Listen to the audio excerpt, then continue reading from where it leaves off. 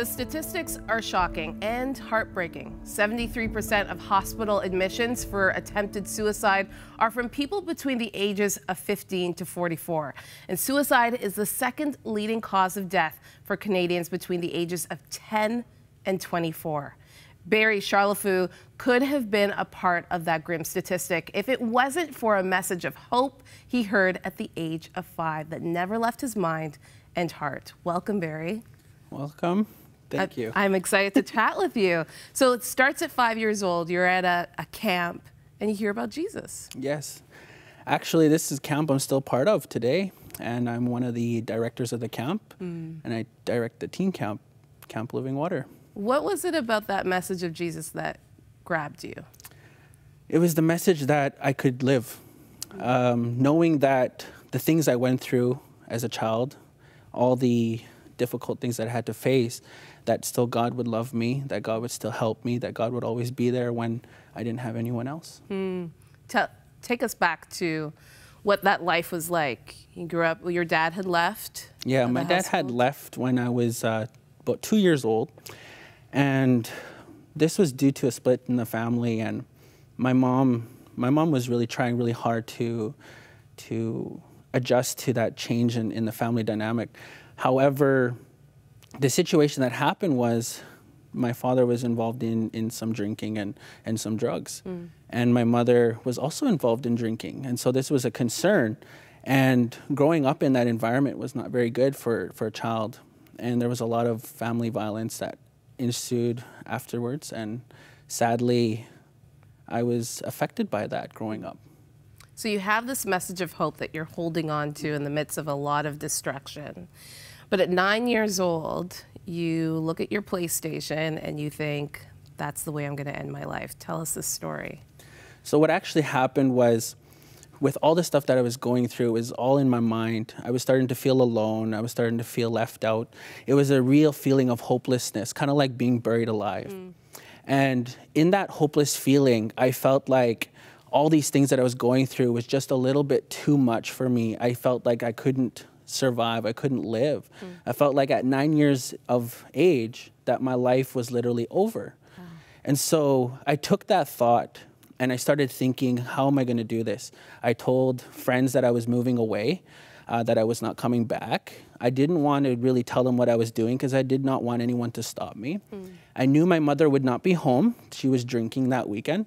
So I had taken that PlayStation cord and I wrapped it around my neck and around the bar.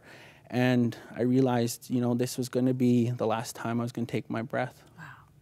What is going through a 9-year-old? How do you even think that this is how I'm going to take my life? How do you even conceptualize that at 9 years old? It's the overwhelming feelings of the problems you're going through.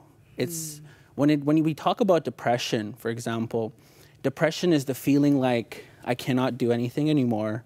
You have no motivation for anything. And literally your brain begins to shut down when you look at a brain CT scan from someone who's depressed.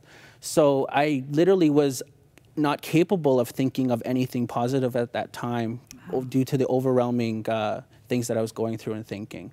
So in my mind, it's better that I end my life now. I don't want to face any more problems. My family doesn't want me. It was like these kinds of feelings I was having. And so I figured, out of all the things that was going on, that this was the best option. At 9 years old, such a short life, but you're willing to end it. But then, obviously you're here, so you weren't successful. No.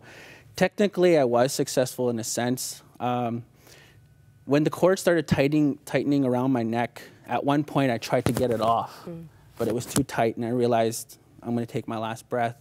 And I know it's hard to say, but it was tightening, and I knew I couldn't breathe. So I passed out. And that moment I passed out, I just remember it was like I was falling asleep.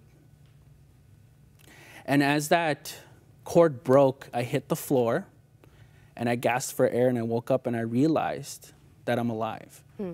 And at that very moment, I was so scared at that very first second. I was so scared because I didn't realize what I just did.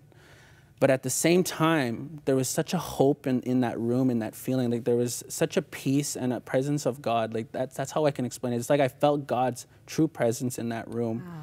And it was hope, instant hope. And I knew that if God was going to be there, I would never do this again, and he was going to help me get through whatever I needed to get through. Wow. And so you started this mission. So you start this children's Bible study. You're encouraging kids to come over to your grandmother's house. You move over to your grandmother's house, who is, a dedicated Christian. And you start doing like odd jobs to just raise as much money as you could so that you could buy Bibles for these kids. Tell us about this ministry that gets birthed out of all of this. So basically, I'm 11 years old, and on my street, there's so many kids that are also going through what I was going through. A lot of family problems, like family situations that were not comfortable for them. And so I knew that if I do this for them, that it gives them that opportunity to have that peace of mind that I have. Wow. And that was what my focus was. So at 11 years old, I started inviting kids over, and we called it Kids Club. And they would come into the living room at my grandmother's place, and we would just have literal kids club. We'd sit there, we'd sing a few songs, we'd go through some different kinds of what we call memory verses, right? And then we'd have a message, and I would give out Bibles, and we'd have, snacks afterwards. And the kids loved it. They would ask me, when are we having kids club? When are we having kids club, right? So it was wonderful. Well, we're going to take a quick break, and when we return, Barry is now a crisis counselor working with Gideon's International in Canada and seeing lives changed in the North. We'll be right back with Barry after this.